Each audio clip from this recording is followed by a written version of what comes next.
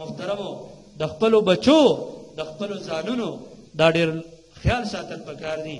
نن سبا په معاشره کې ډېره بدامني د دې وجې نه راغلې ده چې یاره بچی د 11-12 پورې د 1 بجې پورې بهري او پلار یې پې ځان ناغرضه کړی وي وایي څه پکې ځوان دی مه کوه چې بهر ګرځي. د هغه بیا واده وکړي او د واده نه بعد هم هغه داسې وي نو هغه ته وروسته ډېر مسایل پیدا شي. ډېر مسایل په دې معاشره کې پیدا شوي داسې چې کم سړي نشه کوي او ناوخته کور ته راځي نو هغه ته په کور کې ډېرې مسلې جوړې شوي دي. داسې دا بچی دا سبا د مور پلار خاطر نه کوي دا په دوی پسې وهلو ته پاسي دا د دوی د یو قسم بېمخۍ نه مخ ناړی هر قسم بېمخي کوي. نو خپلو بچو تربیت په ما او تا لازم دی. قرآن کریم خو فرمایي یا ایها الذین آمنوا قوا انفسکم واهلیکم نارا. ای د ایمان خاوندانو ځان هم د جهنم نه بچ کا او خپل بچي هم د جهنم نه بچ کا.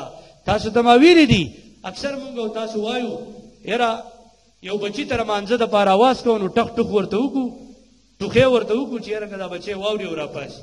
محترمو یو عالم مثال ورکوي چې ستا یو بچی دی او هغه د جهنم اور ته غورځېږي او چې اور پې ور روان دی بس قریبه دی چې ویسېږي نو ته به هغه ته ټک ټوک کې دروازه به یې د یخه رایستي چې بچیه بچ شه ځان بچ که زر راوځه د یخه به یا دروازه رایستي. داسې دا بچی چې مونځ نه کوي دا په غلطه روان دی دا بچی تباه کېږي د جهنم د اور لایق ګرځي او ته د ټک ټوک کې ته په ټوخو باندې را بیدارې. نه نه محترمو په اخلاص هغه ته بلنه پکار ده او د مانځه دعوت ورته ورکړه. د نشو دارنګې د نورو حرامو نه د لغویاتو نه په حفاظت کې وساته د هغې نه د بچاو دپاره ورته ووایه